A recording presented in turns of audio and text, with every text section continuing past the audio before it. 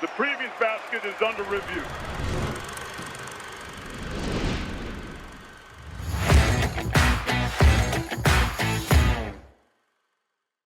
Welcome back to Stats by Will and Jim, a college basketball podcast that focuses on the numbers. We are proudly under the basket, under review umbrella. Please check out the site and the Discord. We think it's the best college basketball community on the internet.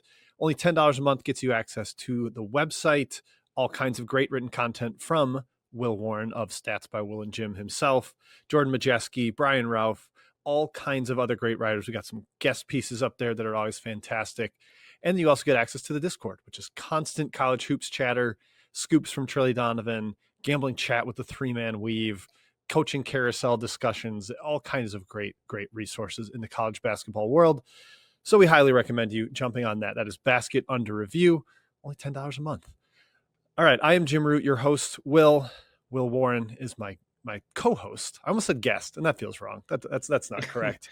Your guest of honor weekly. Exactly. Every week he makes time to discuss hoops with me, and I appreciate him for that. Will, I am taking care of my brother's dog this week, so if he comes over and yaps on the pod, he'll probably have better takes than me, but also just that's a warning to the listeners at home.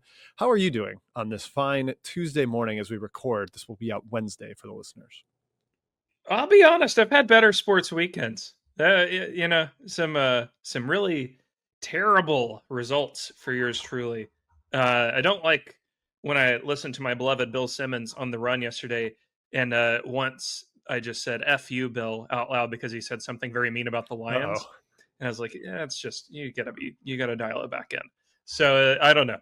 I'm happier now because it's Tuesday, college hoops is back, and I was back Monday, whatever. But like, this is nice to have normalcy again. I know everybody loves Feast Week. I get it, but it's kind of like it's a little drinking from the fire hose in a way. Like there's just so much information, so much data being fed to you that it's not repeatable. We don't play 3 games in 3 days again until conference tournaments. We don't even do this in the NCAA tournament. So it's nice to just have college basketball flavored college basketball, if that makes sense. Yes. I had like phantom limb feeling yesterday with college basketball during the day. I was like, oh, there's no scores to check. There's nothing happening in the daytime. This is actually really nice after 9 straight days of just frantic wire to wire, figuring out what's happening in the college hoops world and trying to keep up with it. It was almost nice to have a little bit of day off. As we record Tuesday, there are a couple day games. George Washington and Army, the land troops. I'm sure people are dialed in for that, or were dialed in if you're listening on Wednesday.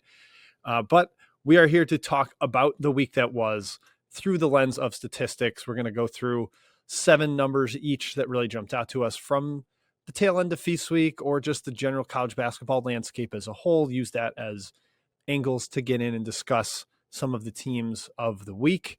Before we do, though, Will, we always kick off with a statistic-based trivia. We'll come at you here. Stat of the week. All right. I just constantly end up finding myself digging in CVB analytics and finding goofy categories that I want to discuss with you. This week's category is bench points. We were talking the power conference leaders in bench points. There are 5 power conference leaders in the top 10 nationally. I'm not going to try to get you on the mid-major teams in that top 10, but I do think you'll be able to get a couple of the power conference leaders. And my hint to you will be that there are 3 SEC teams in that 5-team group in the top 10 of bench points. So Will, where does your head go when you're thinking about that? I would also add the hint that schedule matters for this. Okay, yeah. Well, 1 is Texas A&M. I'm going to wager that just because of the system. Ding, ding, ding. They are number 1 in the entire country in bench points. Folks, Will's good at this. It depends. Okay, so there's 3 SEC teams. I'm going to guess Tennessee might be 1. It is not Tennessee. I will pull up the stats to see how far down the list they are, but no Tennessee. There are 2 other teams. Maybe they played too tough. Yes, schedule, at least the other 2 have played laughers of schedules so far. Have they had Jeff Goodman tweet about their schedules? I would imagine yes, but I actually am not 100% sure. Okay, let me go inquire with him. Okay, bad schedules. Georgia then. Georgia is number 2. They have run up the score on some bad teams this year. They're playing crazy fast. It's like Mike White hired Duggar Balcom to run his offense or something. Suddenly they're just like getting up and down the old VMI Citadel teams. Yes, Georgia, number 2. I just wrote Georgia's insanity ball after Bucky Ball at Texas A&M. So you are. Could they be a little bit of Linsanity with like how SMU played really fast last year against Q4s? Yeah, it does feel a little like that. And they did like get Georgia Tech up into the 80s, but I could see that trending down as they start to play real competition and can't just overwhelm them. Another, like, they lead the country in dunks and layups. They easily lead the country in dunks per game. It's very competition based, but also Cyril is a monster in the paint. Okay, we've got 3 more teams in the top 10 of bench points: 1 SEC, 1 ACC, and 1 Big 12. Okay, so based on because you mentioned bad schedules, I'm guessing Mizzou could be the 3rd. They are the 3rd SEC team. Well done. Number 9 nationally. They don't know who their correct 5 to start the game is anyways. Jaden Stone had a bunch of points off the bench so far. So yes, correct. Ding, ding, ding. You are all over this, Will. I'm impressed. Okay. Big 12 and ACC are the other 2? Yeah, these are one of them, I think the Big 12 is more gettable. The ACC one's really hard. I would not expect you to get it. Oh man. Okay, because I was going to guess Louisville for ACC. Okay, not Louisville. Yeah, I see why. The pace and the rotation, yes, but no Louisville there. Big 12. Pace also helps because I think it's raw. It's raw, so you don't want you want teams with more possessions, more points. Oh, Oklahoma State. Yep, exactly. Well done. Okay. Yes, they are number 5 nationally, number 3 of the Power 5. Is ACC Florida State then? No Florida State. I was surprised a little bit by that because they get up and down. They score a ton. This one is I got no clue. Yeah, it's Clemson, which shocked me. Really? Yeah, Clemson. Like, not a team that plays super fast. Not a team you think of as having like a super deep bench this year. But I do believe Carter Welling comes off the bench for them, and he's had a bunch of big games. He's only started 3 of the games, and their freshmen, Ace Buckner and Zach Foster, have been outstanding off the bench, so that's helped them. Yeah. Okay, yeah, I'm seeing now they're 12th in bench minutes, and they have played a really bad strength of schedule. I probably could have been tipped off by that, but no, I would have never guessed Clemson. I didn't realize their schedule's that bad because they have played Georgia, West Virginia, Georgetown, but they've had some pretty comfy, cozy Q4s at home that are outside of the top 300. So that certainly helps. ACC teams love building a November schedule entirely out of whoever is 352nd in KenPom. Exactly. I feel like that entire league just schedules like Gardner Webb over and over and over. And yeah, they just haven't found the right mid-major balance there. Just for the listeners at home, in case you're curious, the mid-majors in this top 10 in bench points, Richmond, 3rd nationally. Okay. Tarleton State, 4th, which is funny because Billy Gillespie just refuses to start his best players. Wyoming is 6th. They get up and down. Davidson, 7th. Surprised me a little bit. Very deep team this year. And Murray State, 8th. That one kind of added up. Just they go 10 deep. Yeah. Got a ton of different players in the portal this offseason, some internationals. So that is your top 10 in bench points per game for the moment. And obviously that could change as we get into stiffer schedules. So I did look this up very quickly. My favorite Richmond stat. So right now, their bench players are playing 49% of available minutes, which is incredible. So that basically means they are almost playing the bench as much as the starting line. Yeah, just full on line changes. That is Mark Schmidt is appalled at that amount of bench usage in the same conference as him too. The audacity of Chris Mooney to do that. Wow. All right. Before we get into our back and forth 7-stat rotation, as we do here on Stats by Will and Jim in the season, I want to give a shout out to Homefield. Homefield Apparel is the premier provider of premium college sports apparel. I just wrote that myself. Will, you hear all that alliteration there? Premium provider of premium. Mm-hmm. That's right. From Air Force to Youngstown State, they cover schools from all over the alphabet and all over the country. It goes for every level too. Shout out to the UC Santa Cruz Banana Slugs. You can get some gear for them at Homefield. And they continue to expand product lines. They've got jerseys and jackets now, including like baseball jerseys, basketball shooting shirts to go with the staple t-shirts, hoodies, hats, joggers, etc. The Black Friday sale is over, unfortunately, but you can still use code BURNER15 for 15% off your first purchase. That is BURNER15. Get over to homefieldapparel.com and buy some holiday gifts for your folks. it's early December. Make sure you knock out that shopping early so you're not stressed come Christmas Eve. And Homefield Apparel is there for you. So check that out. Promo code Burner15.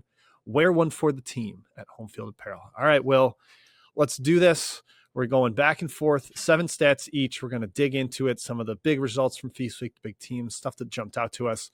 I will let you lead off here. I think I know what direction you're going, but I think this team warrants discussion. So let's do it. My leadoff stat, it's a name. It's Vanderbilt. I couldn't decide from like 6 different numbers because I've just been so intrigued and impressed by them so far. So let's just run through the stats here really quick, if you don't mind.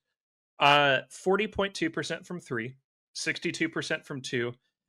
Second, this is a rare one we don't usually talk about, but it is kind of a cool one. Second in offensive block percentage, which means they get the second fewest number of shots blocked on offense. They're creating really high quality looks without much in the way of opponent interference. Obviously, number 1 in offensive efficiency with preseason priors removed, scoring almost 132 points per 100 possessions adjusted for schedule strength. Just jumped 96 on St. Mary's, which I think I'm going to say that again. 96 points on St. Mary's.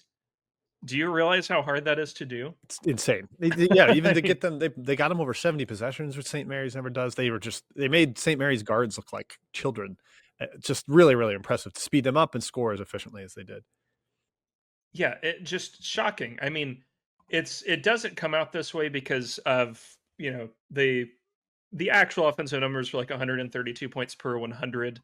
But if it were adjusted for schedule strength, it would be St. Mary's 4th worst defensive efficiency result ever, Jesus. Which is rare.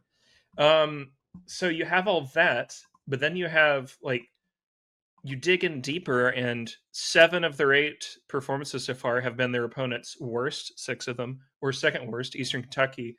Efficiency allowed all year. The only outlier there is Western Kentucky, which I think we've got to dig into that game because Western Kentucky held Vandy off the boards better than anyone has by far.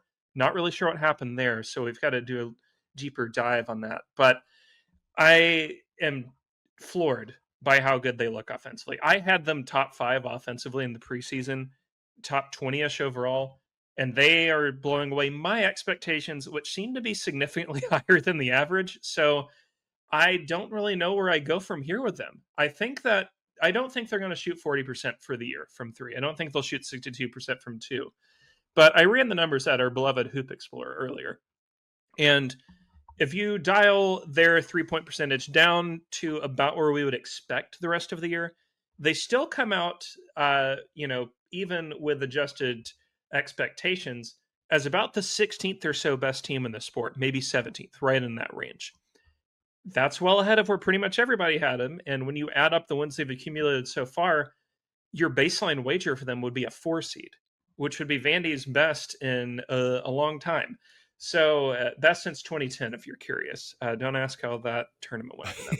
But yeah, this it's been a really, really strong start. I can't say enough about the St. Mary's performance, man. I'm floored at how they diced them up. It was like they were playing Pine Bluff. Where do you personally go from here with Vandy? Well, I embarrassingly watched them dice up Pine Bluff and then also watched them dice up St. Mary's, and it felt extremely similar, which is crazy to be able to do that to a Randy Bennett defense. I'm on board. I won't go all the way to say like their last year's Florida, a team that started fringe top 25 or completely outside of it, that's going to be a 1 seed. But I will say that having seen them in that tournament in Atlantis, and before that, it was like cupcakes plus UCF, who UCF can like fall apart really fast. Doing what they did to VCU, doing what they did to St. Mary's, they're a legitimate top 15 team to me. The spacing is outstanding. The ball movement's incredible. And they do have a little more size this year. They're top 40 in 2-point percentage defense after sort of struggling, being outside the top 200 last year. And then the thing that stands out, like their steal rate is going to stay high all season. Their ball pressure with Frankie Collins, Duke Miles, Tyler Tanner, all 3 of those guys can really get after you. And it just kind of throws the opponent's offense out of rhythm. So like obviously the offense is the headliner here for Vanderbilt, but if they can hold up defensively the way they have, with some versatility, a little bit of size, a somehow confident Jalen Washington, another like rescue project out of North Carolina, dead zone for big men. They've been really legit, and I think I'm buying them as a top 15 team. Will they get a 2 or 3 seed or so? I kind of think yes. Will the SEC overall hasn't looked that great, and they seem like one of the top 3 to 4 teams in it. It's totally plausible that they could do that. I think they're running hot from 3. I don't know that they're going to stay this good defensively forever. Like, yes, it was very impressive to do what they've done, but they've had some sleepy fixtures. UCF really got them. Pine Bluff, for whatever reason, put over 100 points per 100 possessions on them, which is not really good. But I think, like you said, their rim protection this year is a lot better with Jalen Washington. Also, like, pretty impressed with Tyler Harris, which I didn't expect to be as a defensive piece. It could just be, and I know that this is really going to floor people, that Mark Byington's a really good basketball coach, and that this was a brilliant hire by Vandy. And I looked into this back when Stackhouse was the coach, just out of curiosity. They have invested top 25, top 30 money into their basketball program for years. Like, this is not a cheap basketball program. They put a lot into it. They have a big arena they got to fill. And I mean, that arena in Nashville seats, I think, 15,000. It doesn't look that way on TV, but the sidelines are very deep. They go up very high. It's an expensive program, but for a good reason, because the potential has always been there for them to get back to the Stallings days, be as good as they were then, consistently compete for, like you always like to say, home uniforms the first 2 rounds. I think they're an odds-on favorite to get there this year. Like, I mean, your guess of 2 to 3 seed is a little higher than my own, but if they were to get there, it wouldn't be a shocker. They clearly look very strong. And I mean, offensively, I think that what they're doing, like I said, shooting percentages might come down, but if they end the year as top 5, that's very sustainable to me because they produce really high quality shots. They don't turn the ball over. And outside of that WKU game, they've been very good on the boards. So I want to see if that holds, but even if it doesn't, a lot of these other stats should, and they should be, a really tough team to beat pretty much all year long. Yep. It's just they do some things that are difficult to play against. They have so much skill. They have depth. And I always say, like, about a coach, either be good or be fun, but you can't be neither. Well, Mark Byington says, why not both? He's kind of on the Nate Oates type of train of like, yes, we're going to be awesome to watch, get up and down, great for the fans, and also be really freaking good at basketball. So a credit to Vanderbilt there for what they did. Mm-hmm. All right, Will, I'm going to take the mic now here, and my first number, I also had a tough time deciding which number to go with for this team, but I'll start with 110. That is Michigan's combined winning margin at the Players Era Festival over 3 very good teams. I'll also throw in plus 27%. That's their 2-point percentage gap between offense and defense. Just a totally absurd number. They have played the number 8 strength of schedule in the country per KenPom. This is not just like thrashing scrubs. Yaxel Lendeborg's up to number 3 in the KenPom Player of the Year. So they've got their headlining All-American really firing on all cylinders. And they're the only undefeated team in the country in the top 70 of strength of schedule. They're 8th. Purdue 71st. And then you got to go to Arizona 126, Michigan State 128th. Like, they have played one of the toughest schedules. They are one of the few undefeateds. It's just kind of, you run out of things to say about Michigan with what they did last week, but there's a few of them. Well, if you have any more you'd like to add, I cede the floor to you about this Wolverines juggernaut. Boy, it feels like a distant memory, them struggling with Wake Forest and TCU, Yes. doesn't it? My number for them, because they were my number 2 on here, is plus 3.1, and that is their wins above bubble through November. Number 1 America, easily. I think the second highest on record through a November ever, which is impressive. That's outrageous. They went from, I don't know if people know this, they went from 15th to 1st in KenPom in 3 days. They were 15th at the start of the Players Era.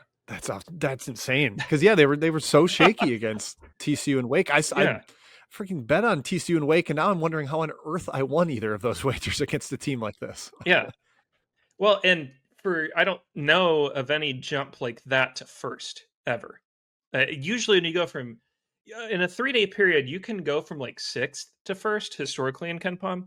15th to 1st, I've never heard of in my life.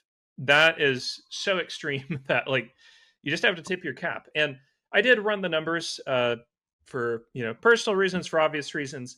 Looking at how number one teams ending the month of November in KenPom in years past have fared, unsurprisingly, pretty damn good. So, out of the last or the 14 years where this is applied, and I did use COVID too because Gonzaga was number one ending November. They were, it was pretty stable the whole year. There was not really a shocker that Gonzaga was good in that shortened season. But out of 14 tries, 10 of the 14 have been one seeds. Only one, 2013-14 Louisville, who played in what I think we would call a mid-major league then. I don't know. I mean, I'd have to go back and look at the numbers, see how they were, but I don't recall the AAC being better than like sixth that season. Big Ten's obviously going to be pretty good. So pretty much everybody who's been in a high major league that's done this has ended up a 1 or a 2 seed. But more importantly, half of these teams made the Final Four. So you got a pretty good hit rate here for this Michigan team, which everybody had pretty high expectations for, to not only be a 1 seed, but essentially to be a coin flip to make the Final Four in 4 months. It's wild. It's wildly impressive. I mean, we looked at what Gonzaga was doing. They were the darling of the sport after beating Oklahoma by 15, Creighton by 23, Arizona State by 12, Alabama by 10, Maryland by 39. And then you got these two teams that had played so well, one by double digits in their first 2 games. And then Gonzaga just is dead from the start, like basically dead on arrival. There's a chance to me that like it's just one of those Michigan caught fire in Vegas and everything was clicking, no days off. They just kind of kept the same rhythm rolling because, again, they needed OT to beat Wake Forest. They really struggled with the TCU team that now suddenly looks like it has a lot of life to it. But just to go 40 ball, 30 ball, 40 ball 3 days in a row against teams that will be in the NCAA tournament, almost certainly, although the Aztecs are going to test that. It's just ridiculous. The size they have in the paint, number 1 nationally in 2-point percentage defense, as I said, against the number 8 or now number 7 strength of schedule. It just tells you what Ade Mata does, what having multiple bigs on the floor does. I think a lot of people were worried about the build with Dusty May with, is there enough shooting? Does Elliot Cadeau fit with them? But when you're that dominant at the rim and the shots do go in like they did in Vegas, it's going to look unbeatable. I will say Gonzaga was 3 of 22 from deep. Michigan was 13 of 27. Certainly helps. But when you win by 40, I'm not going to like cite 3-point splits as the reason it happened. They were fully dominant from buzzer to buzzer in that game, tip to buzzer in that game. Yeah, 3-point splits might be the reason they won by 40 and not 20, yes. I would say. So it's kind of like, and even in the players era where they cap it at 20, maybe it doesn't matter. But so I think your real point differential there is plus 60. I don't know if you've heard about that, from the players era festival. So, adjust your numbers down a little bit, buddy. But the thing that I would, be interested to see here. So last year's WAB leader after November was Auburn. So they had the point differential wasn't as extreme, but going, Iowa State, North Carolina, Memphis 3 days in a row, and Maui, right? It was Maui, right? What? Which one? Auburn last year. Yes, they barely beat Iowa State. Okay. And yeah. Smoked North Carolina, smoked Memphis. Yeah, and beat Houston on a neutral. So for you to have like a resume as impressive as that, and I'm believing Auburn was the number 4 overall seed last year. They were a 1 seed, obviously. I don't remember the overall. I believe they fell to 3. No, they were the number 1 overall seed, weren't they? Top left. They were, yes, because they had such a huge WAB lead. Yes, going into exactly. it. Yeah. Okay. Yeah. So, I mean, you can let that be an inspiration for the Michigan Wolverines after a tough Saturday for the fan base. You can lose 3 of your final 4, for example, and still be the number 1 overall seed just because of this huge gap you ran up in November. That's great.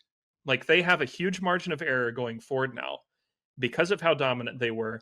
I don't think, just based on a law of averages, it's going to be unlikely for them to look that dominant again over any 3-game stretch. But you look at what's coming up here. So for the rest of December, toughest opponent, probably Villanova at home. And I don't think either of us really think Villanova. Do we think of them as a tournament team yet? Maybe bubble-ish? I'm not quite there with them. See. They've been strong, but I'm not quite there with them. Yeah, I think we're out on Maryland as well. Yeah. So you have like 2 games in the next month and a half against teams that will more than likely be in the tournament. And they're both at home. USC on January 2nd, Wisconsin on January 10th. It is totally plausible that they go to January 20th against Indiana undefeated. Yeah. I mean, They that's scary. And like 17-0 Michigan is totally plausible. they're You could make it from there because those 3 games are all at home. You could be 20-0 headed to Michigan State for what would be one of the biggest versions of that rivalry Friday ever. night with that game, man, the Izzone would be raucous in that one. Yeah, because the road trips they have before then at Maryland, at Penn State, Pacific Northwest trip to Washington and Oregon, none of those really scare me right now with how those teams have looked, especially compared to what Michigan has done. So yeah, I'm not counting out that the possibility of them going to that Michigan State game on January 30th undefeated. They look that good. And we'll just say like it's probable one of those 4 will be close, like maybe a coin flip game. I won't be shocked at all if they drop a Pacific Northwest game, just because that is a weird travel. Yep. But even so, you're probably looking at worst case 19-1 Michigan heading to Michigan State in January. Yep. So I mean, it's something, and we ran into this a bit with Auburn last year, where you've already, in a way, gone through the toughest part of your schedule for a good while. Yep. And there's been weird, like with teams that do the Pacific Northwest, even if it goes well, the first game back is always tough, and that's Indiana's going to be waiting for them with their incredible shot making. So that one could be close, but there's certainly no game where I think they have less than like an 85% chance to win. And that kind of checks out with KenPom. The next game they have less than 86% is Michigan State on January 30th. So credit to the Wolverines, credit to Dusty May for what they've built already this season. Okay, Will, your second stat. Let's go to you. We took a lot of time on Vandy and Michigan, but I think they have earned it over the last week. We're going to talk about the team that just lost by 40. Did you know that Gonzaga, through 8 games, is plus 136 in combined rebound and turnover margin? Oh, boy. And that is despite playing 6 top 100 opponents. So, yes, they got demolished by Michigan. We talked about 3-point percentage playing a role in that. I think even if you normalize it, they probably still lose that game by 20 to 25. It was a bad showing. We can't really gloss over that. But that doesn't erase the fact that they've beaten, in order, Oklahoma by 15, Creighton by 27, Arizona State by 12, Alabama by 10, Maryland by 39. This is still a really good Gonzaga team that ran into a buzzsaw that was on a once in a century heater, you would say. I mean, like, I don't have any direct comparisons for what Michigan did. So I still am a strong believer in this Gonzaga side. Still really good 2-point percentage gap at plus 12% despite the schedule. Plus 13 per 100 on the boards, plus 7 per 100 in turnovers. They don't get to the line as often as you would like, but I would kind of go more for schedule.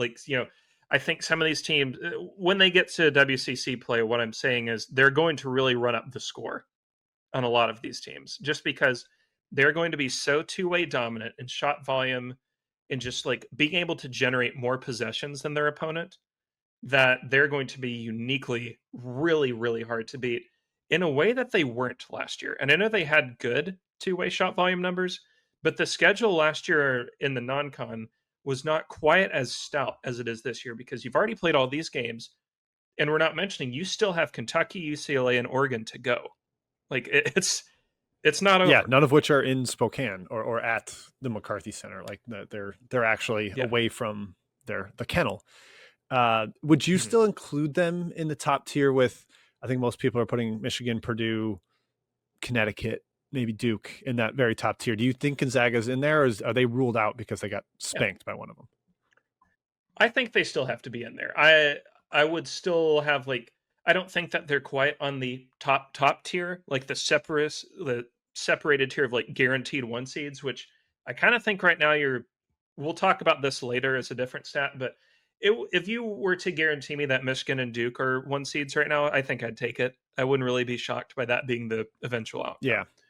Yeah. Gonzaga would probably be closest just because of the WCC slate, and because if they can go 3-0 in these next 3, they're going to have a really damn good resume that's going to be tough for anybody to beat. Like, if you beat all of UK, UCLA, and Oregon, plus Bama, plus Creighton, plus Oklahoma, you're going to go into conference play with 8 top 100 wins.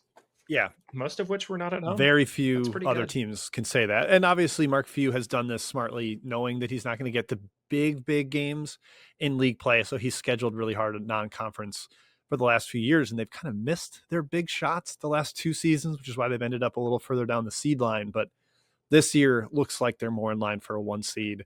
And to your point, Will, in the 2 games that they have played really inferior competition, Texas Southern and Southern Utah, they have won by 72 and 55. Like, they are going to run it up on the bad teams in the WCC. Pepperdine, look out. San Diego, look out. It could get ugly. Portland, it's going to get ugly. And that's going to get Gonzaga probably back up into that top 3 of efficiency margin stuff, which does lead them more towards a 1 seed. I'm very much on board with Gonzaga. I'm not tossing them after that Michigan game. I think they're top tier as well. Just a really crazy outlier outcome to me. So I'm with you. I'm still buying Gonzaga. Yeah, they're going to be fine. I always caution against reading too much into feast week results, just because you don't play that way the rest of the season. And I mean, like, I think we may or may not touch on them, but like Tennessee's second half against Kansas, was it frustrating in the moment? Yeah. But does it really mean anything? Not really. Not after they spank Syracuse tonight. As everybody listening tomorrow knows. Listening on Wednesday, you saw it last night. You saw the Orange domination over Don't the Orange. spoil the results. Yes, exactly. All right, you touched on a team that is my number 2 stat, a part of it. And my number 2 number is 18 points. And that is the total scoring combined allowed by Duke in the final 5 minutes combined of its 3 biggest games. So against Texas, Kansas, and Arkansas, 15 combined minutes. The final 5 of each game, they gave up 15 or 18 points. That's a 48 point per game pace. They just have completely locked down the stretch of these games. The defense has been outrageous. All of those games were, kind of hanging by a thread or within a basket. And then Duke just slammed the door. I mean, they were losing to Arkansas 64-61, and they end up winning by 9, completely flipped the game late. Teams just can't score when Duke locks in with its switching lineups, its length, its size. Maybe it's semi-concerning that they haven't been able to do that all game, but to me, it signals a little bit of a departure from last year when the one fatal flaw of Duke was, can they get a basket in the final minute? Well, this year, no one else can score on them in the final couple minutes. So they don't need to be all that efficient down the stretch. That's been a very big standout to me, that in all 3 of their games that have mattered, they have done the exact same thing. Yeah, I mean, number 1 in effective field goal percentage allowed, which is somewhat a product of playing 5 Q4s. But even so, I mean, against Texas, held them to 33% from 2. Kansas really struggled to generate offense late, as you said. Arkansas under 50% from 2, got shut down in the final minutes. This Duke team is better defensively than last year, which is kind of surprising to say, because I thought their defense last year was really strong.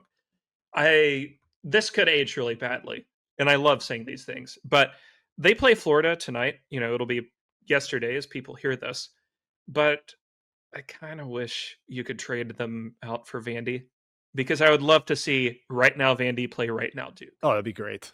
I would love that. Vandy needs that kind of test, and I'm not sure it's quite on the schedule the same way. Obviously, Florida had some scheduling clout after winning the title. But yeah, Duke's huge. They're number 5 nationally in average height. The smallest guy they play is 6'4", 205, Caden Boozer. And he's kind of reduced down in minutes. He only played 8 last time out against Arkansas. Caleb Foster really took over the point guard role, 33 minutes there. They're big, they're long, they're versatile. They can go more switchy with Malik Brown, and they can have the true stud and drop coverage in Gungba. It's just kind of a wealth of defensive choices for Shire, and he's obviously shown he can ramp it up on that end with the personnel. So they've shown that down the stretch, and I think that is noteworthy and kind of has my attention, just as opposed to what they were last year down the stretch. The defensive aspect of that is intriguing. I don't have anything immediate to prove this, but in previous seasons, Tennessee and Houston have shown a real ability to pound those lesser teams on their schedule, but perhaps not scale up as well because of the offense. Duke should have the offense come, and I mean, we're saying this about a team that's 3rd in 2-point percentage and shooting 37% from 3 and top 75 in all the 4 factors. They're fine. But I wonder if, and this, again, famous last words, because you get Florida yesterday when you're hearing this and Michigan State on Saturday. But could this be a team that has a higher floor than they did last year? Because, they weren't bad losses at the time, but in retrospect, it wasn't great to lose to 7 seed Kansas on a neutral. Wasn't super ideal to lose at Clemson. But this is the same team that beat Auburn at home and made it look kind of easy for a large stretch of that game before Auburn had a couple of runs. Demolished Alabama on a neutral in the Elite Eight. Beat Arizona on a neutral. Like, they didn't play a ton of top 10 competition, but when they did, they ran through them with ease. Yep. And I know, like, the Houston comeback, yada yada, a little bit of once in a lifetime to that too. So I wonder if, and the struggle with this is we're not going to be able to see them play a ton of fellow top 10 teams. One, because they don't always exist, and two, because the only ones on the schedule right now are 2 Louisville games and the Michigan neutral site in mid-February. That one, that could be. What if they're both undefeated? That feels like game of the century. What if they're both right undefeated? Ah, that'd be so cool.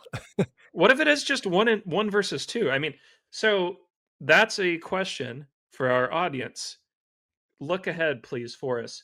Last time a non-conference 1 versus 2 happened after December, because my inkling is that it was Tennessee Memphis in 2008. Oh, but I could be wrong. Okay, yeah, because there's so rarely those games. Maybe something in the SEC Big 12 Challenge, but I doubt we got a 1 versus 2 in that. I don't think that, unless one of the Kentucky Kansas years was big, because I feel like they matched those 2 up every time. That's like the only thing I can possibly think of there. But yeah, Duke's been outstanding. Like you said in the previous Michigan discussion, they're trending very well towards a 1 seed at this point. All right, well, your number 3 stat. Let's keep on moving here. What else you got? 48.2%. What do you think that this would indicate? Someone's 3-point percentage during feast week. Not even close, brother. St. John's offensive rebounding percentage allowed to opponents during players' era. Allowed. This is officially a problem, because Alabama didn't have a huge percentage, but they took so many shots and got back 14 offensive rebounds in that win at St. John's. The Johnnies are getting lambasted on the boards right now, and it's not pretty. You look at their players' era performances. Iowa State, 44.7% of missed shots recovered. Baylor in a win, by the way. In a win, 51% of missed shots recovered. Auburn in a really ugly loss, 48% of missed shots recovered. There is a bit of the MTE effect to this, which Dan Hurley, who we're hot and cold on, did outline last year, and a few writers did too. When you have a problem in the first game, it's hard as hell to replicate or fix it by the third, because it's a cascading effect of when something goes wrong in the first, you are unlikely to fix it within 24 to 48 hours. It takes several practices and several film sessions to really, nip it in the bud. And I was alarmed, like extremely alarmed, at how badly they got beaten on the boards in all 3 games. This is not the St. John's or the Patino that I'm used to, that so often demolishes the boards, really owns opponents in the interior, and uses that to fuel a really strong defense. I'm going to be honest, right now this defense is bad. And I saw some St. John's people on Twitter being really offended by people saying their defense is bad. I'm sorry, I wouldn't call it good, would you? No, look at the points per possession they've given up against teams that matter. Like all 4 of Alabama, Iowa State, 1.223.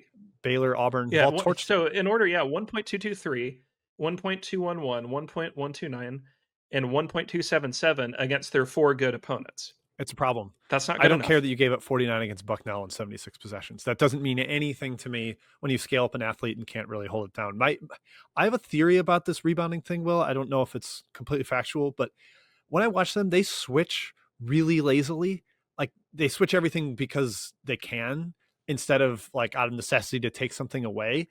And they end up with really bad matchups on the boards where like Zuby is out on a point guard and Dylan Darling is boxing out the other team's center, or Ian Jackson is boxing out a physical power forward. And he has no interest in doing that. He wants to get down and fire up a 27-footer. So they end up with really terrible matchups on the glass. And your best rebounders, Ejiofor, Hopkins, Dylan Mitchell, aren't always around the basket. I mean, you look at Dylan Mitchell's defensive rebounding rate, it is nowhere near what it was at Texas or at Cincinnati.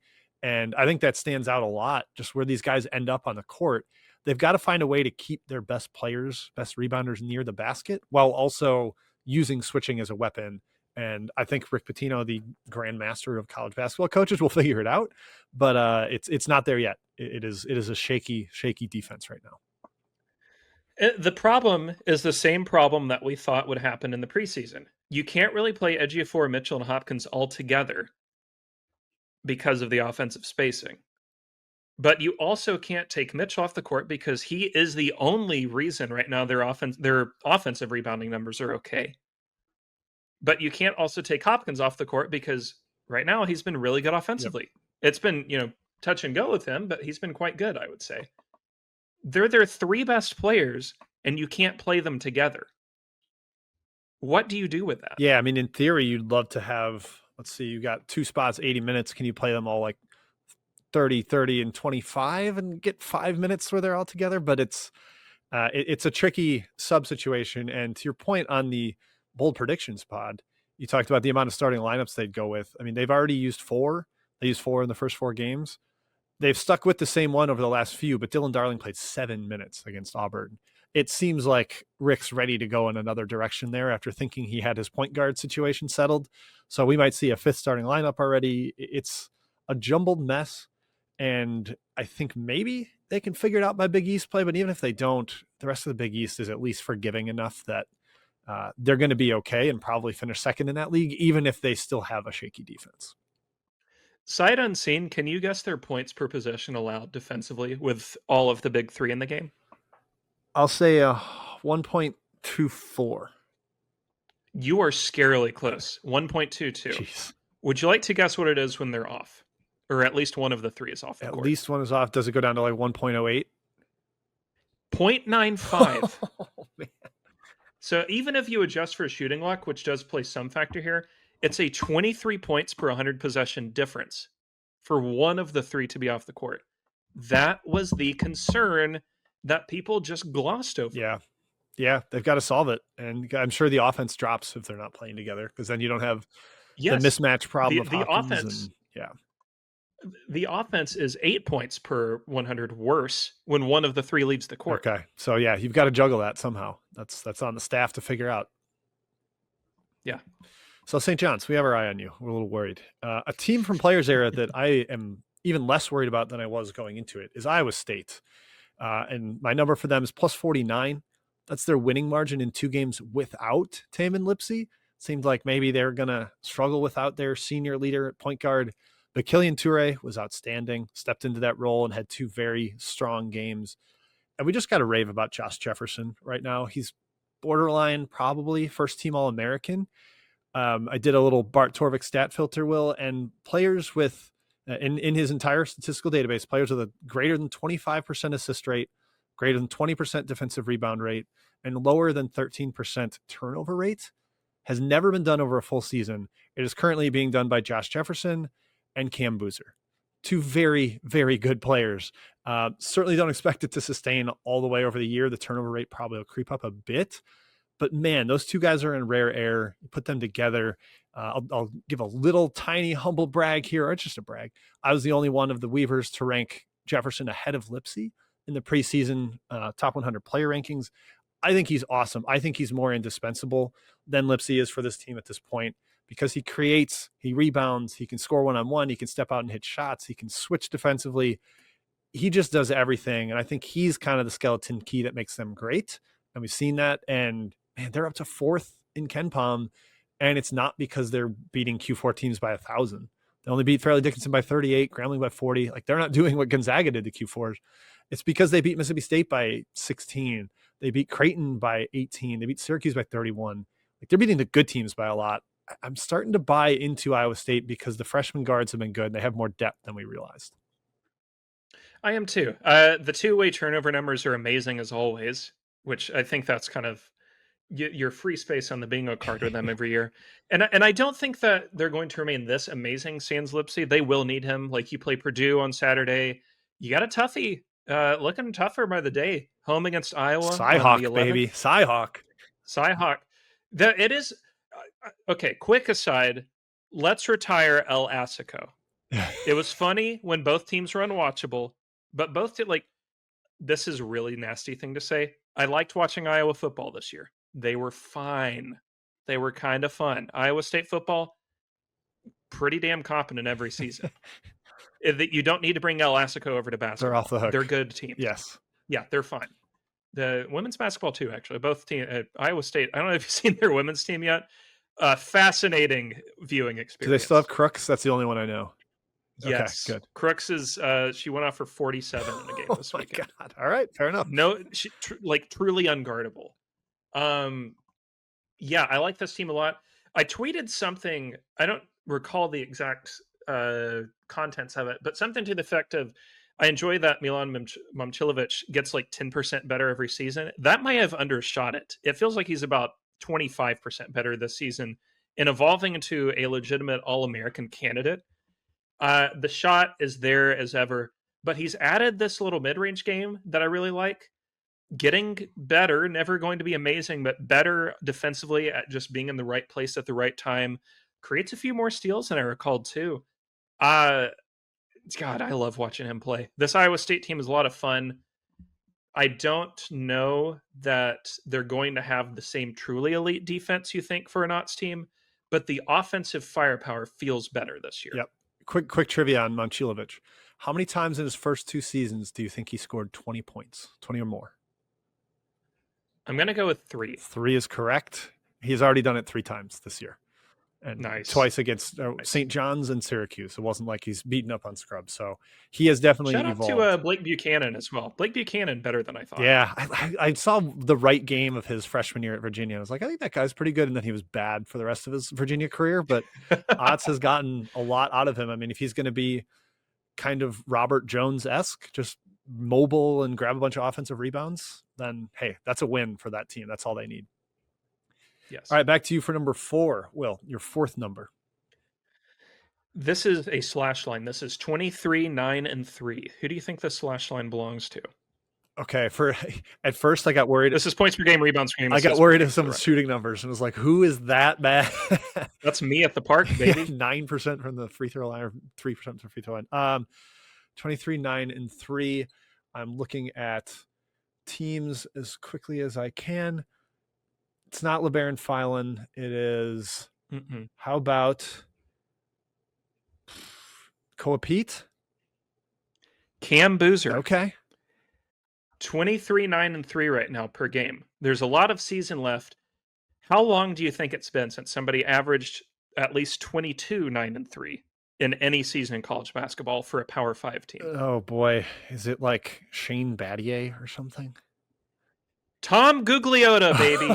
34 years ago is the last time this happened. I almost said Larry Johnson at UNLV, and I thought that was too far back. So it did happen in like the mid 2000s with, I think, Reggie Williams at VMI, but I'm not really counting that because that's a totally different strength of schedule they're playing against, and also a way different system. Yeah. That was the year they averaged, I think, 93 possessions. Yeah, that was per game. barely basketball. Yeah, obviously Duke's schedule is going to get a lot tougher. Obviously, people are going to find ways to scheme against Cam Boozer, but it is kind of crazy that he's had some of these performances, 35 and 9 against Arkansas, 18 and 10 against Kansas, even 15 and 12 against Texas in the opener is not a bad night. And it feels like we're taking him for granted a little bit. Like he hasn't, I don't know. I follow our boy Armand. I follow our friend KJ. And I don't feel like I've seen a ton of Cam Boozer like highlight tapes where they all start with the guy prepping to shoot a free throw. Yeah. Feels like a highlight staple now. I don't know. I would love an explainer on how that became like the foundation of all highlight tapes is starting to shoot the free so you throw. Know what the guy looks like, the zoom in of like, all right, here's the camera. They should do that with NASCAR drivers. They should like show them buckling and then them like passing on the track. I love that idea.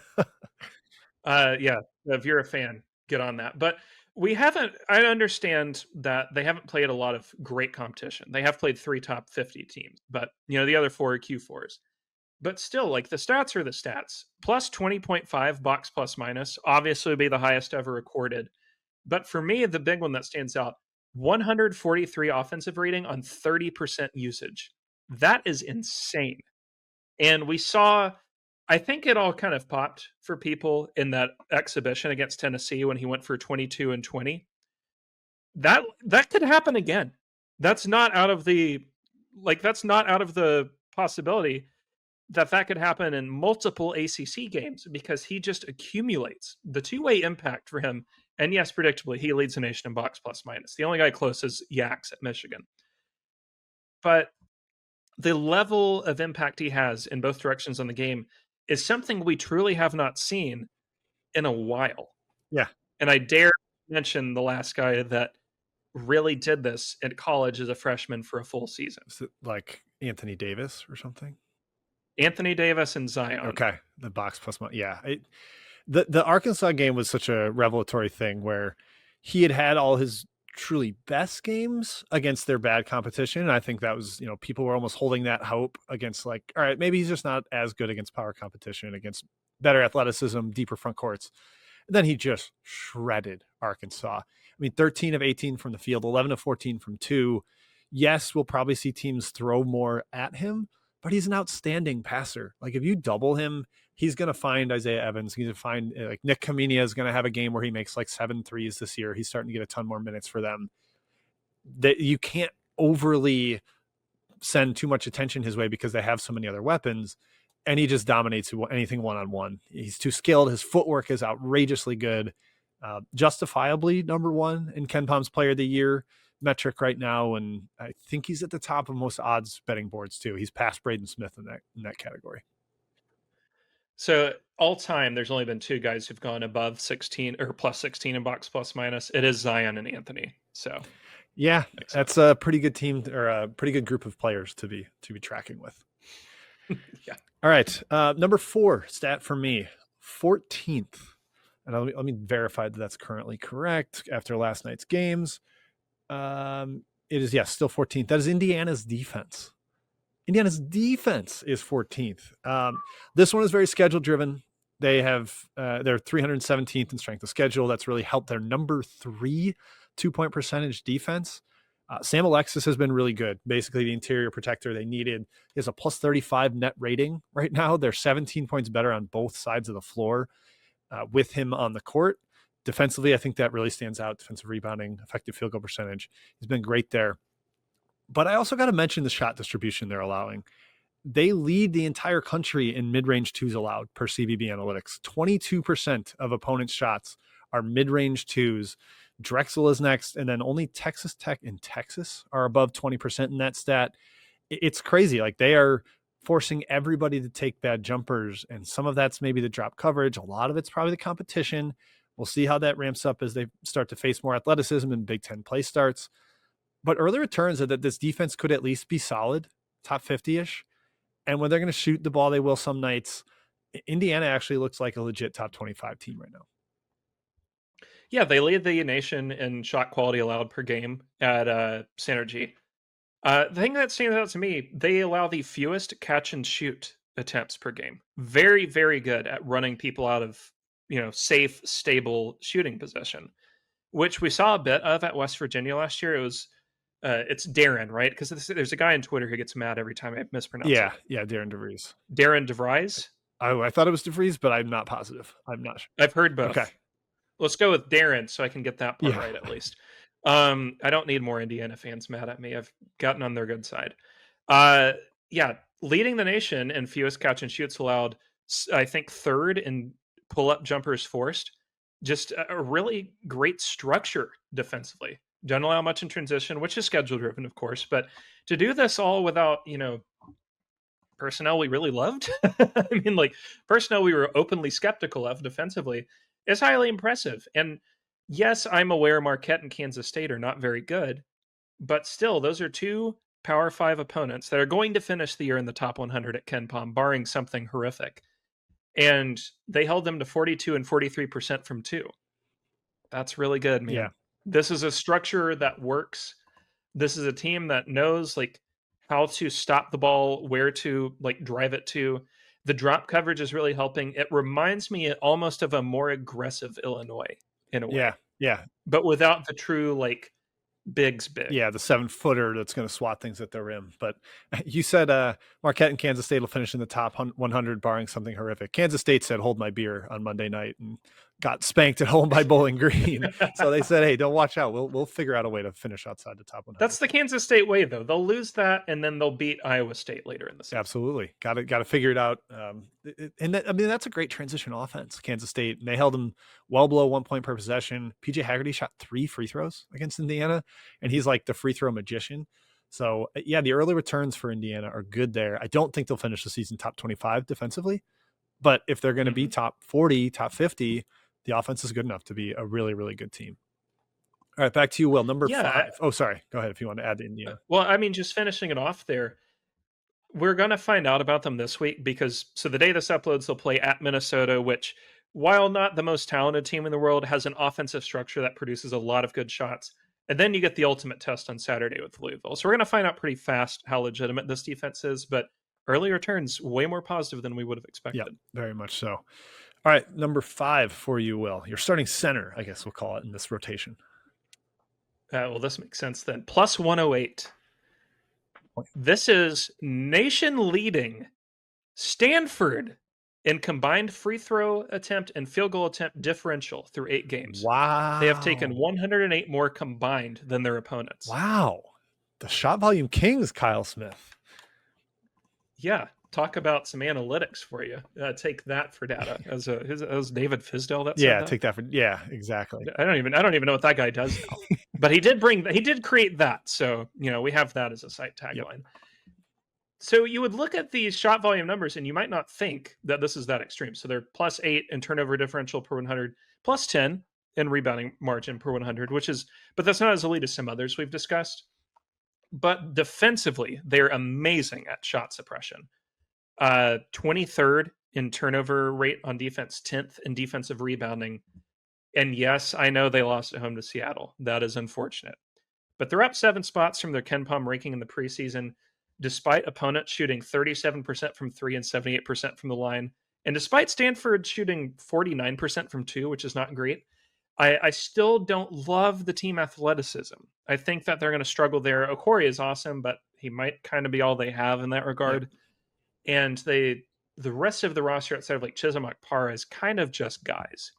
But that still doesn't erase the fact that they're doing a great job of accumulating shot attempts and suppressing them really well defensively. They just beat Minnesota and St. Louis, which is not nothing. I mean, in that St. Louis game, took, I believe, 4 more shot attempts than St. Louis, which ended up being pretty big in a 1-point win against Minnesota. And I know we've talked about, Minnesota might not have a ton of strength in their team, even in free throw attempts, plus 22 in field goal attempts in that game, in a game they won by 4 points. If they can continue to accumulate these advantages on the margins, not only are they going to be better at taking care of overwhelmed competition, like, say, for example, your next 3 games, UNLV, San Jose State, UT Arlington, to get to 10-1, that's going to give you a higher floor against an ACC conference where there's a very large murky middle. So I think we can safely separate out, and I am going to include them in this, Duke, Louisville, Clemson, NC State, North Carolina, Virginia. That's probably your top 6, right? Yeah, I think so. I think Duke is obviously number 1. Louisville's obviously number 2, 3 through 6, whatever order. Then the bottom end of the conference, I think in whatever order you want, Pittsburgh, Boston College, Georgia Tech. Yeah, that's the icky area. Yeah, that leaves a pretty huge range of 7 through 15 that I don't think anybody really understands how it's going to sort out. If Stanford continues to be this good at simply generating more shot attempts than their opponent, that could get them 7th by default. And that's a successful season based on what we thought before the season began. Yep. Obviously, they've got the schedule to deal with where they have to travel a little more than the East Coast team, since they've got to zip across the country multiple times from California, but certainly helps with their home court advantage. And I'm glad you brought up Stanford because I get to throw shade at the always foul up 3 people, because St. Louis fouled up 3 and they lost in regulation because they made the first free throw, tipped out or got an offensive rebound in the second. Desperation corner 3 for Benny Gieler, drains it. They beat SLU in regulation, despite the Billikens properly fouling up 3 with under 5 seconds left. It is not an auto win. Obviously, it's probably the optimal strategy, but people treat it like if you foul, you don't even have to do the rest of the game. It's an automatic win. The win rate is the exact same within like 1%, whether you foul or don't. Yeah, it's not as... I was blackpilled on this By Tennessee's loss to Missouri 3 years ago. Yeah. I don't need to see fouling up 3 ever. Was again. that the I'm half good. quarter? Yes. Okay. Yes.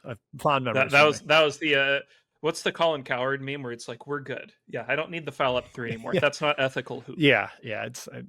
And yeah, just like I think John Rothstein's the biggest guilty party of this, where he just tweets like always foul at 3 anytime a team goes to overtime. It's like, well, John, you don't tweet anything when a team like St. Louis loses in regulation.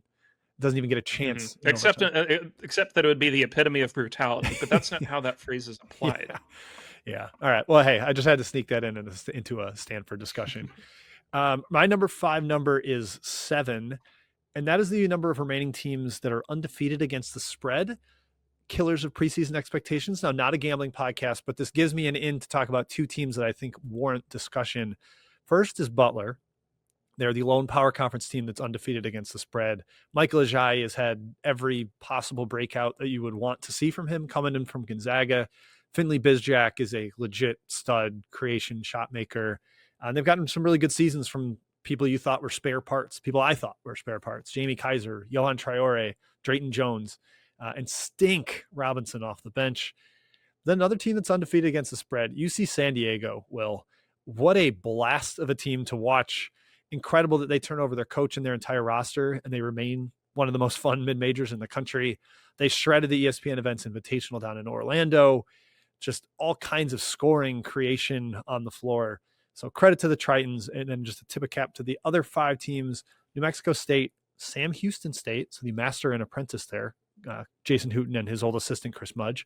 Portland State, Northern Arizona, 2 from the Big Sky, and North Florida, shockingly, a team that we both think is very bad, but they have covered by a basket like 5 different times already, including being like plus 43 against Florida and losing by 40. So the Ospreys sneaking in there. Man. Steve Boynton, I feel like, is going to have some real sweats about North Florida this year. Their man in the Discord. Yes. UCSD in particular tracks like a slightly better version of their 23-24 selves. If you remember that team, that was the breakout team that went from Big West, also ran to 15-5 in conference play. And I think they were runner up to Irvine that year in the conference, if I recall correctly. So I don't think they're going to be as good as last year. I'm not sure any version of this team could be. I'm not sure any Big West team is going to get close to that. But there's a real world where they're as good as that team, go 15-5 in conference play, finish top 2, and they're once again a real threat to make the tournament in year 1 of a new coach. I know it's the same system, but you don't often see coach turnover work out quite this well right away. Yeah, the internal promotion has been incredible for them. Now the schedule, I'm not sure it'll get them to at-large caliber. I mean, beating Temple, Bradley, Towson are 3 really good mid-major wins back to back, but they're not going to like be needle movers in the WAB or in the quadrant system. Got to win at Nevada on Tuesday tonight as we're recording this. That would be a gigantic resume one for them. But there's just not many chances beyond that. No other top 100 teams on the schedule. Not a single power conference team deigned to play the Tritons. I'm sure Clint Allard tried, but after they were so good last year, nobody wants to play them. But yes, UCSD, Butler, 2 teams really wanted to highlight there with how much every single game they've been able to outperform expectations. All right, back to you for number 6, Will. Plus 18.3. This is Cal Baptist, their rebound margin per 100. And I know that they haven't played a lot of strong schedules, but they did play Colorado last night. I thought they acquitted themselves quite well. Considering the travel only spot lost too, by 8 on the road. They were at Corvallis on Saturday and 48 hours later at Elevation. Mm-hmm. I was impressed. Highly impressed. And Colorado, for that reason, very hard place to do well at. Been pretty good against the spread over the years, if I recall correctly.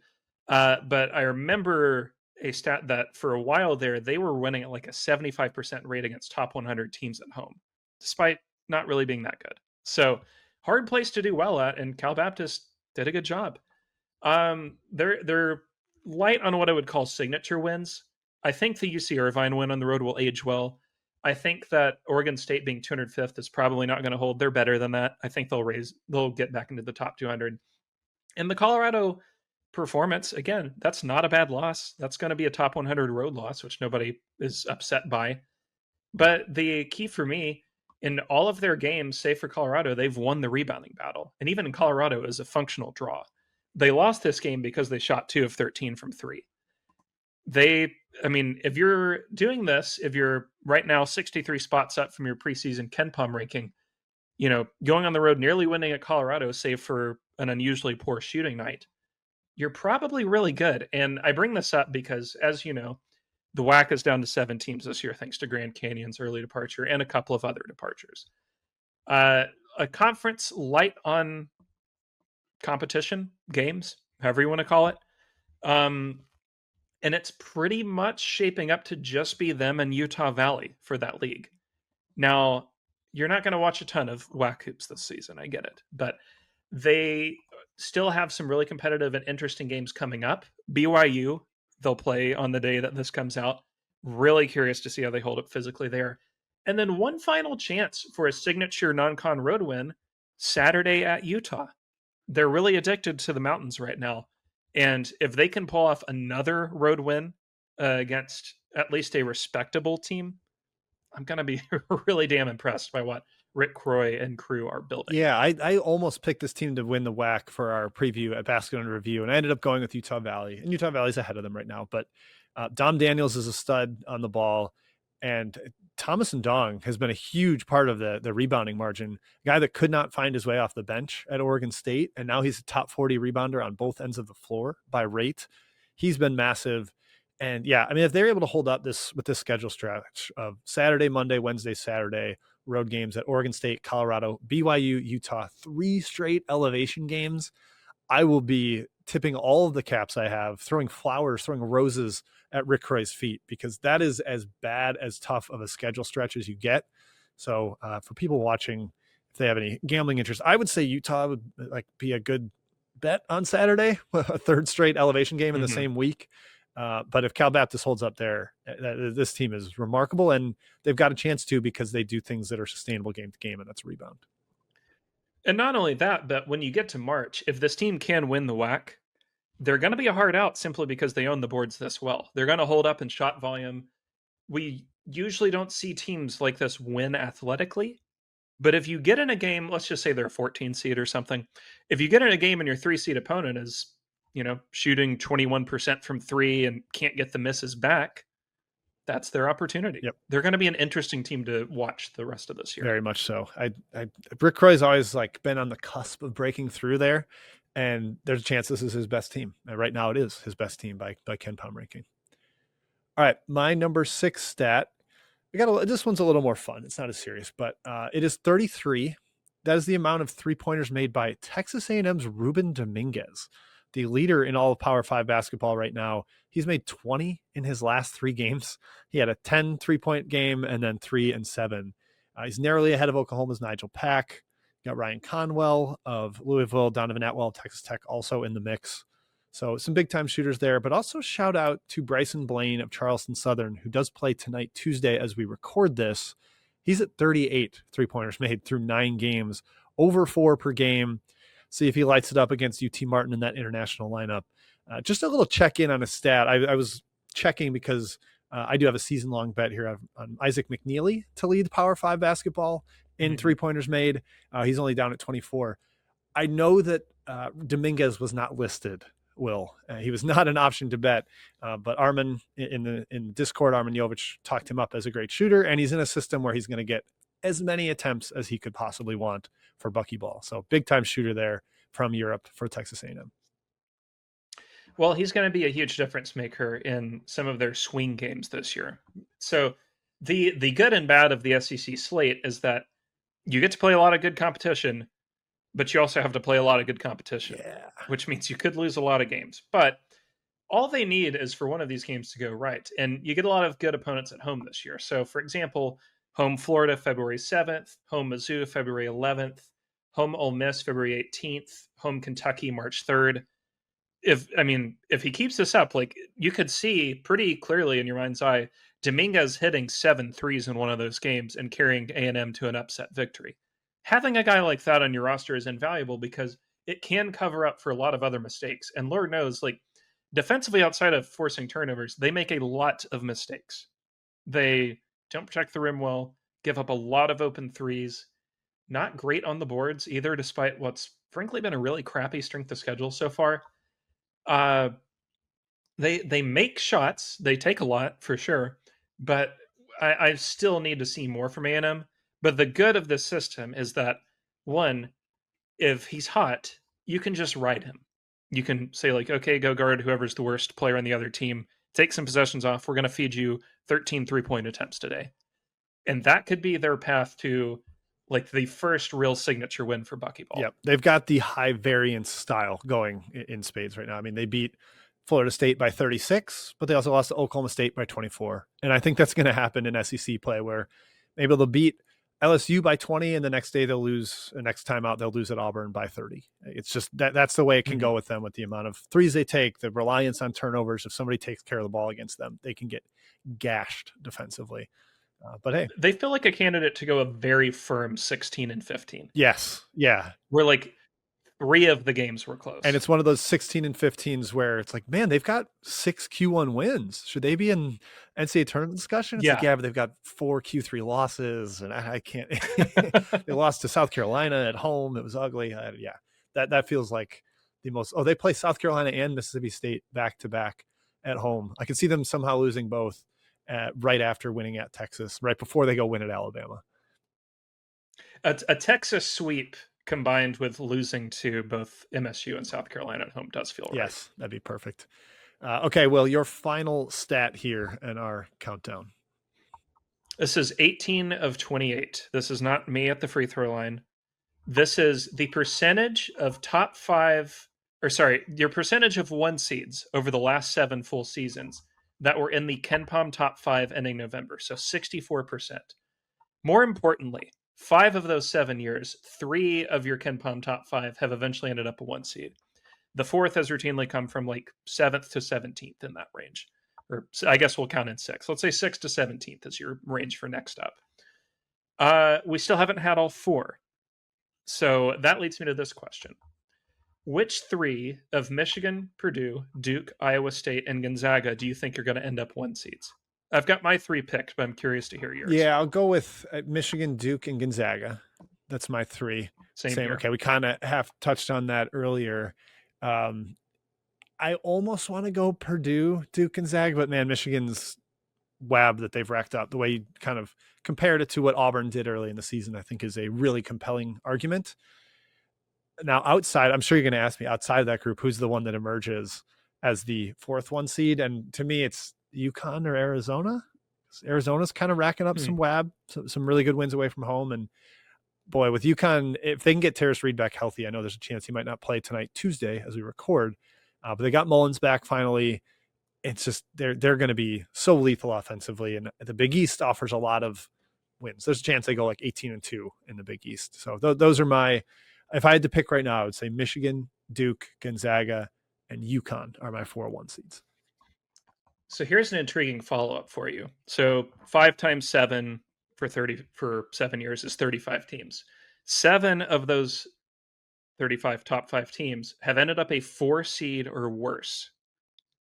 Which of these 5 do you think have the most realistic chance of falling that far? Man, yeah, I guess you got to combine tough schedule. It's probably Iowa State with the Lipsey injury and the Big 12 gauntlet that awaits them. I think Purdue's offense keeps the floor stable-ish there. We talked about their defense last week, how that's been better than last year, especially around the rim. But yeah, Iowa State, I think if you get to better competition, teams that can really take care of the ball. I mean, we talked about their margin without Lipsey. They also were playing shorthanded Creighton, who did not have Jackson McAndrew and really lacks athleticism. And Syracuse, who I think had sort of rolled over without Donnie Freeman after they had a close OT loss to Houston, came up short against Kansas. It seemed like a younger Syracuse roster had just like quit on that game against Iowa State. So when you get Iowa State into the gauntlet of playing Baylor, Kansas, at the end of the season, they've got Kansas, Houston, BYU, and then head to altitude Utah, then Texas Tech at Arizona. Like that stretch could be lose 4 of 6 kind of thing. Here's an intriguing follow-up on this that I just looked into. Only 4 of the non-1 seeds have ended up 2 seeds. Wow. So okay. You're usually either a 1 seed or you fall a little bit. Okay. Yeah, they don't stabilize. Interesting. Okay. Mm-hmm. So Purdue, I guess maybe they're a 2 or maybe they're a 4 seed. We'll find out. Now, I will note the season that I think is most similar to this is 2 years ago, 23, 24. All 5 of those teams were 1 or 2 seeds. Oh, wow. So that's most likely going to happen. But there, historically has been the chance that one of these 5 has the bottom fall out a little. They don't miss the tournament by any means, but they usually end up in like the 3 to 6 seed range. Okay. Yeah, I'll wager it as Iowa State and have the Cyclones the fans come after me. Hilton Magic, I apologize. All right, my last stat here, Will, is 0. And that is number of American Conference teams in the top 69. Nice. Nice. Memphis sits at 70th, the highest rated team in the league. And that is 2-4 Memphis with a 14-point home loss to UNLV. What is this conference? Are they already dead for an at-large? I mean, maybe Tulsa can do it. Like if they keep rising and they've got some nice wins already. But this league has been bad and is getting worse to me. South Florida has not gotten the wins it's needed. Both them and Wichita State struggled down in Atlantis. Tulsa has already picked up a loss. UAB is drawing dead for an at-large. Memphis looks kind of out of luck there. It's 9th now in KenPom's conference ratings. It is barely ahead of the Missouri Valley. And again, the best team is 2-4 with a home loss to UNLV. I think there's a chance that the American is like very one bid and doesn't even have anybody in the bubble watch discussion once Eamon Brennan starts writing it. At Torvik right now, they have a 2% chance of an at-large bid. Okay, there you go. 2%. I'm higher than that. I'd probably go like 10, but even so, that's pretty low. That's 1 out of 10 simulations. I think they're going to be pretty. The problem is, I'm looking here just out of curiosity, and I can't really figure out who would be able to build the at-large resume short of going, like having like 2 or fewer losses in conference play. Tulsa right now is the only team with a positive wins above bubble, and they're 47th in the stat, which is not above bubble. Yep. God, bubble is 45. A collapse against Kansas State really is going to hurt them. It's going to stick in the craw for sure. I can't, I'm looking through it, and yes, there's a path to gaining an at-large if you simply just win a lot of games. And to South Florida's credit, they still do have like Utah State at home on Thursday, Alabama on the road on December 17th. They would need to win both of those games to get back in the discussion, which is unlikely. But there is like a path there to making it happen. Memphis still has Louisville, Vandy, and Baylor on the slate. Like they can accumulate some wins, but nothing that we've seen so far would imply that these teams are capable of getting to at-large status or just like staying stable long enough to win several games in a row. And you do figure like it does seem every year that one team in the American wins a lot of close games and goes like 15-3 or 16-2 in conference play, despite not really being that good. Yep. But I can't tell you which team it's going to be. And certainly I don't think people would be impressed if you beat, FAU or Tulane or UAB 15 times. Yeah. There's not a lot of needle moving wins in the conference. That's a problem in itself. I'm not sure where it comes from either. You mentioned that stretch for Memphis, Baylor, Louisville, Vandy. Ooh, that is a brutal run for them. But yeah, I don't see it happening for the American. And it's probably already at 2% at Bart Torvik. Wow, I didn't realize it was quite that low. So I guess it was onto something. All right, that wraps it up here, Will. That's our 7 numbers each, but we still have to get to everybody's favorite segment, which is what I'm now dubbing Willstradamus, where he tells you folks, as you were listening on Wednesday, what happened last night in the Tuesday basketball world. I have particular interest in what is happening in South Bend, Will, Missouri, heading to Notre Dame. But we've got an incredible slate. UConn at Kansas, Florida at Duke, Iowa at Michigan State to kick off Big Ten play. Tell the folks what's going on Tuesday night. All right, so you've given me 5 games, I believe, to pick here. So I'm consulting the charts. They told me Notre Dame 75-70. This is like Micah Shrewsbury's one game of importance he wins a year. Oh, it hurts. Just because Missouri hasn't really played anybody yet. This will be a little bit of shock to them.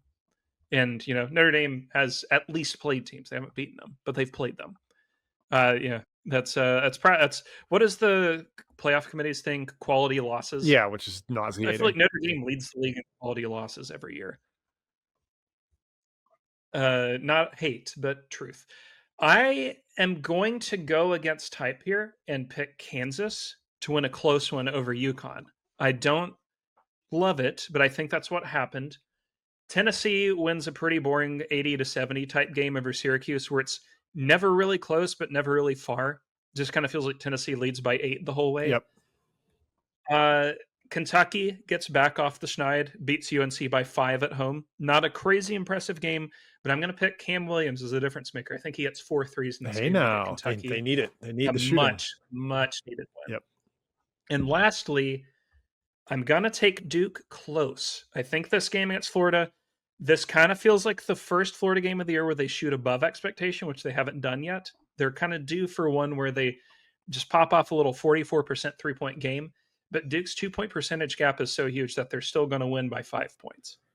Yeah, Florida actually kind of had like a decent shooting game against Providence. You got 4 threes from Lee and Fland, which considering they're both shooting sub 25% basically this season, that helped. Maybe you start to see the trend up there.